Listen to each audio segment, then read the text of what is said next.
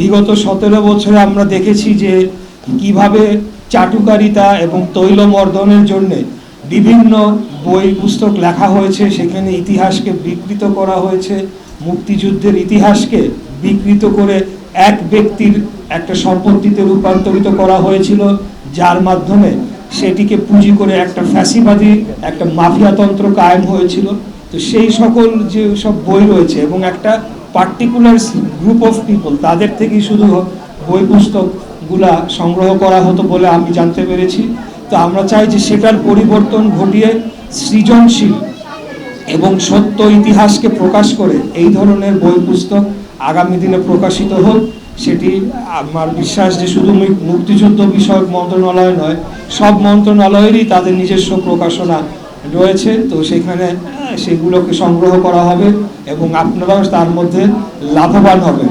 এবং সেটি বাস্তবায়ন করতে হলে যারা পুস্তক প্রকাশক রয়েছেন, প্রকাশকদেরকেই সবচেয়ে বেশি অগ্রণী ভূমিকা পালন করতে হবে বলে আমি বিশ্বাস করি। আর বেশি বক্তব্য দীর্ঘায়িত করবো না, আমি আসলে বক্তব্য দিতে জানি না। আমি একজন মাঠের রাজনৈতিক কর্মী, মাঠে ময়দানে লড়াই সংগ্রাম করে আজকের এই অবস্থানে এসেছি এবং আপনাদের ভোটে, আপনাদের দোয়া ভালোবাসায় ঢাকা 6 আসন থেকে আমি সংসদ সদস্য নির্বাচিত হয়েছি।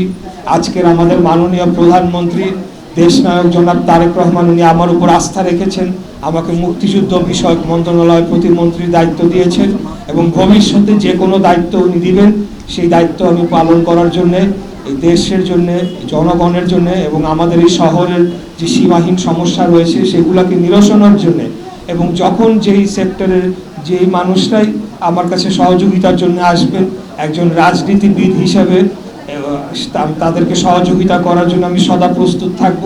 এবং যে কোনো পরিস্থিতিতে, এখানে মোশাররফ আহমেদ ঠাকুর বলে গিয়েছেন দল মতের ঊর্ধ্বে উঠে, অবশ্যই দল মতের ঊর্ধ্বে উঠে অন্যায়, অবিচার, দুঃশাসন, অনাচারের বিরুদ্ধে রাজনীতি করার জন্য আমরা দাঁড়িয়েছি। আমরা বাংলাদেশ জাতীয়তাবাদী দলের যারা সাচ্চা কর্মী যারা রয়েছেন তারা সেটিকেই বিশ্বাস করে।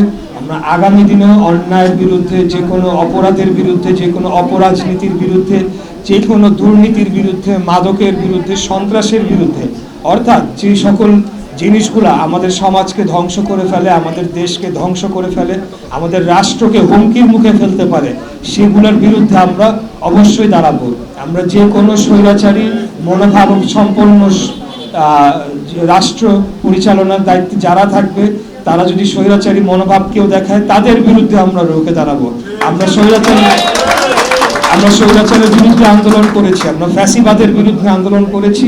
আমি অন্তত আমার যে উত্থানটা হয়েছে ফ্যাসিবাদী বিরোধী আন্দোলনে, রাজপথে আন্দোলন করতে গিয়ে, সেটাই আমার শিকড়, সেটাকে আমি কোনোদিনও ভুলে যাব না ইনশাল্লাহ। আমি আপনাদেরকে কথা দিতে চাই, আগামী দিনে আপনাদের দোয়া, ভালোবাসা, পরামর্শ নিয়ে রাজনীতিতে আমাকে আমার অবদান রাখার সুযোগটি করে নিতে চাই।